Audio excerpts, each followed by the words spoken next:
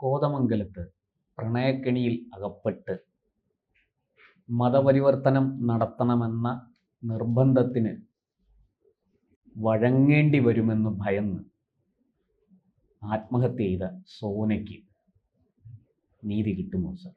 കാരണം ആ കേസിൽ ഈ നിർബന്ധിത മതപരിവർത്തന ശ്രമത്തിന് കേസെടുക്കില്ല പോലീസ് എന്നാണ് ഏറ്റവും ഒടുവിൽ ലഭിക്കുന്ന വിവരം. ഈ സോനയെ ഇസ്ലാമിലേക്ക് മാറാൻ നിർബന്ധിച്ച റമീസ് കസ്റ്റഡിയിലാണ്. പക്ഷെ റമീസിൻ്റെ മാതാപിതാക്കൾ ഒളിവിലാണ്. ഇവർ പാനായിക്കുളത്താണ് ഇവരുടെ വീട്. ഈ പാനായിക്കുളം വളരെ മുമ്പ് തന്നെ ശ്രദ്ധാകേന്ദ്രമാണ്. സിമിയുടേതടക്കം തീവ്രവാദ ക്യാമ്പുകൾ നടന്ന സ്ഥലമാണ് പാനായിക്കുളം.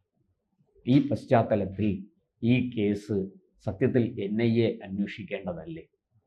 ഈ കേരളത്തിൽ ഇങ്ങനെ നിർബന്ധിത മതപരിവർത്തനം നടത്തുന്നതിൽ അത് നിയമമായിട്ടില്ല. അതിനെതിരെ അതിനെ നിരോധിച്ചുകൊണ്ടുള്ള നിയമം വന്നിട്ടില്ല എന്നുള്ളതാണ്. അത് ഈ സംസ്ഥാനത്ത് നിയമം നിർമ്മിക്കേണ്ടത് ഇത് നിയമസഭയാണ്, സംസ്ഥാന സർക്കാരാണ്. അതെ. അപ്പോൾ ശരിക്കും പറഞ്ഞു കഴിഞ്ഞാൽ നിരവധി സംസ്ഥാനങ്ങളിൽ ഇത്തരം നിയമങ്ങളൊക്കെ പ്രാബല്യത്തിൽ വന്നു കഴിഞ്ഞു. ഇതാണല്ലോ നമ്മൾ ഛത്തീസ്ഗഡിൽ കണ്ടത്.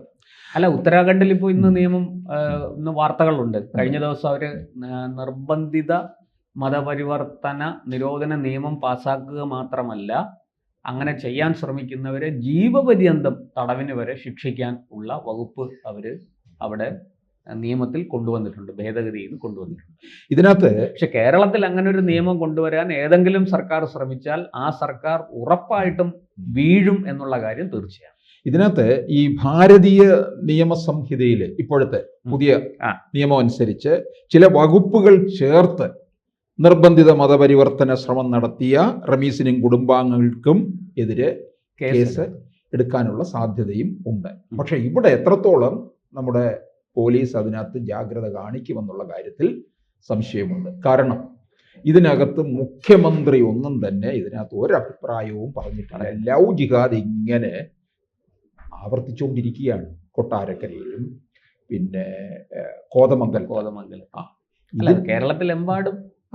കാരണം കേരളത്തിൽ ഇതിനൊക്കെ പറ്റിയ ഇടമാണ് എന്ന് നമുക്കറിയാം. നമ്മൾ എത്രയോ ഈ തരത്തിലുള്ള ഭീകരപ്രവർത്തനങ്ങൾക്കും ആയുധ പരിശീലനത്തിനും ഒക്കെ പോപ്പുലർ ഫ്രണ്ടുകാർ എത്രത്തോളം ഇവിടെ അഴിഞ്ഞാടി അല്ലേ? ഇവിടെ നോക്കിക്കേ, ഇവിടെ കേരളം ഭരിക്കുന്ന ഒരു പാർട്ടിയുടെ അഖിലേന്ത്യാ ജനറൽ സെക്രട്ടറി എന്ന് പറഞ്ഞ് ചമഞ്ഞ് നടക്കുന്ന MA ബേബി എന്താ ചെയ്യുന്നത്? ട്രംപിനെയും നെതന്യാഹുവിനെയും വരട്ടുക, ഈ ജോലി. പിന്നെ എന്താ മെസ്സി ആകുന്നു ഇദ്ദേഹം ഫുട്ബോൾ കളിക്കാരനാണ്. ഫുട്ബോൾ കളിച്ചോട്ടെ, ഇത് അതാണോ ഇവിടെ കേരളത്തെ അടക്കം നമ്മളെ ബാധിക്കുന്ന പ്രശ്നങ്ങളിൽ ഇടപെടണ്ടേ? അതെ. ഇദ്ദേഹം ഈ പെൺകുട്ടി, ഒരു നിരപരാധിയായ പെൺകുട്ടി, ഒരു ചെറുപ്പക്കാരനെ സ്നേഹിച്ചു എന്നുള്ള കുറ്റത്തിന് ഒടുവിൽ സ്വയം ജീവൻ ഒടുക്കേണ്ടി വന്നു എന്നുള്ള ദാരുണമായ ഒരവസ്ഥ അത് പറഞ്ഞറിയിക്കാനാകില്ല. ആ പെൺകുട്ടിയുടെ വീട്ടുകാർക്ക് വരെ അതുണ്ടാക്കിയിരിക്കുന്ന ആഘാതം വളരെ വലുതാണ്. പക്ഷേ നമ്മുടെ ഭരിക്കുന്നവർക്കോ പ്രതിപക്ഷത്തിരിക്കുന്നവർക്കോ അതൊരു വിഷയമേ അല്ല. ഇപ്പം നമുക്കിപ്പോഴും പിന്നെ ജീവിച്ചിരിക്കുന്ന രക്തസാക്ഷികളുണ്ടല്ലോ.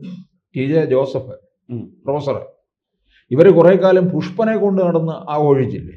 ഒരു ചെറുപ്പക്കാരൻ്റെ ജീവിതം ഇല്ലാതാക്കി വേണ്ട തരത്തിൽ മുതലെടുത്ത് ആഘോഷിച്ച് നടന്നു. 5 പേരെ കുരുതി കൊടുക്കുകയും ചെയ്തു. എന്നിട്ട് പുഷ്പനെ അവർ വലിയ ഇതായിട്ട് നടന്നു. പുഷ്പനോട് നമുക്കൊക്കെ സഹതാപമേ ഉള്ളൂ. ഇവർക്ക് വേണ്ടി ജീവിതം തൊലച്ചല്ലോ എന്നുള്ളത് കൊണ്ട്. TJ ജോസഫിൻ്റെ കാര്യം എന്താ? ആ TJ ജോസഫിൻ്റെ കൈ വെട്ടിയവരെ പറ്റി അന്ന് നടപടികളൊന്നും ഉണ്ടായില്ലല്ലോ. എന്താ ചെയ്തത്? അന്നത്തെ വിദ്യാഭ്യാസ മന്ത്രിയാണല്ലോ ഇപ്പോഴത്തെ പാർട്ടിയുടെ അഖിലേന്ത്യാ ജനറൽ സെക്രട്ടറി ആയിട്ടിരിക്കുന്ന അദ്ദേഹം മണ്ടൻ അധ്യാപകൻ എന്നാണ് പറഞ്ഞത്. പിന്നെ പോപ്പുലർ ഫ്രണ്ടിന്റെ എന്തെല്ലാം കോപ്രായങ്ങൾ നമ്മൾ കണ്ടതാ, ഭീകരത വിതക്കിയല്ലായിരുന്നു. അതുപോലുള്ള ഒന്ന് തന്നെയാണ് നമ്മളിപ്പോൾ കാണുന്നത്. കൊച്ചു കുട്ടിയെ കൊണ്ടാണ് അരിയും മലരും കുന്തിരിക്കവും വീട്ടിൽ വാങ്ങിച്ച് സൂക്ഷിച്ചോ, വരുന്നുണ്ടടാ നിന്റെയൊക്കെ കാലന്മാർ എന്ന മുദ്രാവാക്യം വിളിപ്പിച്ചു. ഇത് ആരുടെ നേരെയാണ് വിളിച്ചത്? കേരളത്തിലെ ക്രൈസ്തവരോടും ഹൈന്ദവ ജനതയോടുമാണ് ആ മുദ്രാവാക്യം മുഴുവൻ വിളിച്ചതെന്നുള്ളതാണ്. കോടതി വരട്ടി അറസ്റ്റ് ചെയ്യാൻ പറഞ്ഞിട്ട് തന്നെ എത്ര ദിവസം നടന്നു. അതെ. അപ്പോൾ അങ്ങനെ അതിൻ്റെയൊക്കെ വേറൊരു രൂപമാണ് ഇപ്പോൾ ഇവിടെ നടക്കുന്ന ഈ ലവ് ജിഹാദ് എന്ന് പറയുന്നത്. PC ജോർജ് എത്രയോ വട്ടം ആ ഭാഗങ്ങളിലുള്ള ലവ് ജിഹാദിനെ കുറിച്ച് അദ്ദേഹത്തിന് അറിയാം. ഈ അവിടെ ഈ ലവ് ജിഹാദ് മാത്രമല്ലല്ലോ സാർ, പാലാ ബിഷപ്പ് പറഞ്ഞ എന്താ, മാർ കല്ലറങ്ങാട്ട് അദ്ദേഹം പറഞ്ഞു ഇവിടെ നാർക്കോട്ടിക് ജിഹാദ് നടക്കുകയാണ്. അതായത് ഈ മയക്കുമരുന്നുമായി പിടിയിലാകുന്ന പെൺകുട്ടികൾ ഹിന്ദു ക്രിസ്ത്യൻ പെൺകുട്ടികളാണ് പിടിയിലാകുന്നത്. ഇവരോടൊപ്പം ഒരു പ്രത്യേക സമുദായത്തിൽപ്പെട്ട അല്ലെങ്കിൽ മതവിഭാഗത്തിൽപ്പെട്ട ചെറുപ്പക്കാരാണ് കൂടുതലും പിടിയിലാകുന്നത്. അതേസമയം ആ വിഭാഗത്തിൽപ്പെട്ട പെൺകുട്ടികൾ ഇങ്ങനെ പിടിയിലാകുന്നില്ല.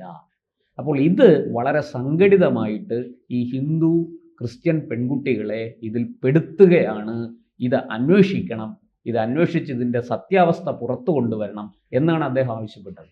അപ്പോൾ ഇതിൻ്റെ പുറകിൽ എന്തോ ഒരു സംഘടിത മതപരിവർത്തന ലോബി അല്ലെങ്കിൽ മതപരിവർത്തന മാഫിയ പ്രവർത്തിക്കുന്നുണ്ട് എന്നുള്ള ആരോപണം വളരെ ശക്തമാണ്. അതിനെ നിസ്സാരമായിട്ട് തള്ളിക്കളയാവുന്നതല്ല. അത് മുമ്പ് പലപ്പോഴും കോടതി വരെ എത്തിയ നമുക്കറിയാം. പിന്നെ ഒരു കേസ് നമ്മുടെ കേരള ഹൈക്കോടതിയിൽ വന്ന ഹേബിയസ് കോർപ്പസ് ആണല്ലോ ഈ ലവ് ജിഹാദ് ഉണ്ടോ ഇല്ലയോ എന്ന് അന്വേഷിക്കാൻ പോലീസിനെ പ്രേരിപ്പിച്ചത്. അങ്ങനൊരു സംഭവം ഉണ്ടായിട്ടുണ്ടല്ലോ. അന്ന് തൊട്ടിങ്ങോട്ട്, അത് ഏതാണ്ട് 2009 കാലത്താണ് അത് വരുന്നത്.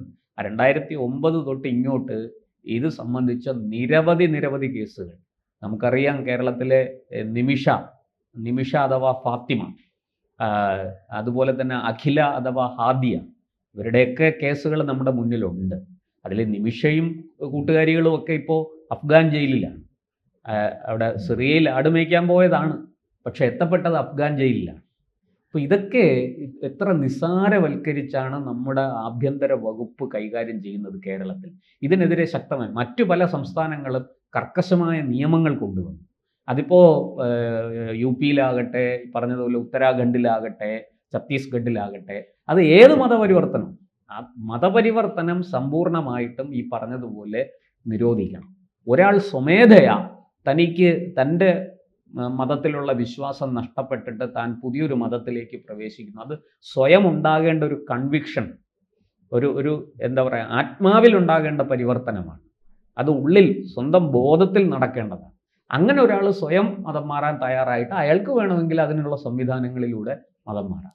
പക്ഷേ അല്ലാതെ ഈ പറയുന്നത് പോലെ പ്രലോഭിപ്പിച്ചും ഭീഷണിപ്പെടുത്തിയും പിന്നെ മരണാനന്തര ജീവിതത്തെക്കുറിച്ച് ഭീഷണിപ്പെടുത്തിയും ഭയപ്പെടുത്തിയും ഒക്കെ ആൾക്കാരെ മതം മാറ്റുന്നത് കർക്കശമായി നിരോധിക്കേണ്ടതാണ്. അതിനെതിരെ നിയമം കൊണ്ടുവരേണ്ടത് തന്നെയാണ്. ഇതിനകത്ത് PC ജോർജ് പലവട്ടം പറഞ്ഞിട്ടുള്ളതാണ്. PC ജോർജ് പറഞ്ഞത് ശരിയാണ്. PC ജോർജിന് അവിടുത്തെ ജിയോഗ്രഫി നന്നായിട്ട് അറിയാം. പിന്നെ പൂഞ്ഞാർ, ഈരാറ്റുപേട്ട, പാല, തൊടുപുഴ, പൊൻകുന്നം, കോതമംഗലം, മൂവാറ്റുപുഴ, ഈ പ്രദേശങ്ങളൊക്കെ ഇദ്ദേഹത്തിന് പിന്നെ കൈവെള്ളയിൽ നിൽക്കുകയാണെന്ന് കാര്യങ്ങൾ കൃത്യമായി അറിയുന്നുണ്ട്. അല്ലാതെ അദ്ദേഹം വെറുതെ ഈ വളവള പറയുന്നതല്ല. അത് പറഞ്ഞപ്പോഴൊന്നും കാര്യമായിട്ട് എടുത്തില്ല. താഴെത്തട്ടിൽ നിന്ന് കണക്കുകൾ അദ്ദേഹത്തിന്റെ കൈവശമുണ്ട്. കാരണം ഇപ്പോഴും അദ്ദേഹം എല്ലാവരും വിചാരിക്കുന്നത് എന്താ, മാറി നിൽക്കുകയാണെന്ന്. ഇദ്ദേഹത്തിന് ജനങ്ങളുമായിട്ട് നല്ല അടുപ്പം. കഴിഞ്ഞ ദിവസം ഞാനൊരു വാർത്ത കണ്ടു. നമ്മുടെ SNDP ലവ് ജിഹാദിനെതിരെ ശക്തമായ ബോധവൽക്കരണവുമായിട്ട് രംഗത്തിറങ്ങുകയാണ് എന്ന് ഔദ്യോഗികമായിട്ട് അവർ തന്നെ, SNDP തന്നെ, SNDP ഗുരുദേവനാൽ സ്ഥാപിതമായ ഒരു സംഘടനയാണ്. NSSും നേരത്തെ ഇതിനെതിരെ ശക്തമായ നിലപാടെടുത്തിരുന്നു. അപ്പോൾ SNDP അതിനെതിരെ പ്രത്യക്ഷത്തിൽ ബോധവൽക്കരണവുമായിട്ട് രംഗത്തിറങ്ങുന്നു എന്ന് പറഞ്ഞാൽ അതിൻ്റെ അർത്ഥം, അപ്പോൾ ഈ NSSനും SNDPക്കും ക്രിസ്ത്യൻ സഭകൾക്കും ഒക്കെ എന്താ പറയുക, ഈ വിഷയത്തിൽ തെറ്റുപറ്റിയെന്നാണ്. അവരെല്ലാവരും ഇങ്ങനെ ഒരു ഇതുമായിട്ട് രംഗത്ത് വരണമെങ്കിൽ അതിൻ്റെ പുറകിൽ എന്തോ സംഗതികൾ ഉണ്ട് എന്നല്ലേ? അല്ല, ഇതിൻ്റെ ഗൗരവം അവർ മനസ്സിലാക്കുന്നുണ്ട്. അതെ. ഇപ്പൊ ഷോൺ ജോർജ് തന്നെ വളരെ ശക്തമായിട്ട് ഇടപെട്ടിട്ടുണ്ട്. മുഖ്യമന്ത്രിയോ പ്രതിപക്ഷ നേതാവോ ഒന്നും ഇതിനകത്ത് മിണ്ടുന്നില്ല. ഞാൻ ചോദിച്ചോട്ടെ, ഈ കേരളത്തിലെ പ്രതിപക്ഷത്തിന് ഈ സർക്കാരിനെ അടിക്കാൻ പറ്റിയ എന്തെല്ലാം മൂർച്ചയേറിയ സംഭവങ്ങൾ ഇവിടെ കിട്ടിയിട്ടുണ്ട്. ഒന്നിലും ഇവർ പ്രതികരിക്കാനായിട്ട് തയ്യാറാകുന്നില്ല എന്നുള്ളതാണ്. അവരൊക്കെ മറ്റു ചില കാര്യങ്ങളിൽ ഇങ്ങനെ ഒഴുകി നടക്കുകയാണ് ചെയ്യുന്നത്. LDFന് അകത്ത് നിൽക്കുന്ന ഘടകകക്ഷിയായ ജോസ് കെ മാണി വിഭാഗം മാത്രമേ വന്യജീവികളുടെ ശല്യത്തെക്കുറിച്ച് പറയുന്നുള്ളൂ. അതെ, അല്ലാതെ ആരും തന്നെ ഒന്നും പറയുന്ന ഇതിലേക്ക് കാര്യങ്ങൾ മാറി എങ്ങനെയാണ് സാർ ഇരട്ടച്ചങ്കനെതിരെ ഒന്നും ഈ കാര്യങ്ങളൊന്നും പറയാൻ ഇരട്ടച്ചങ്കന്റെ മുന്നിൽ നിന്ന് പറയാൻ സാധിക്കില്ല. പ്രതിപക്ഷത്തിന് കഴിയത്തില്ല, പിന്നെ എന്തിനാണ് ഈ പ്രതിപക്ഷം എന്നുള്ളതാണ് നമ്മൾ ആലോചിക്കുന്നത്. അതെ.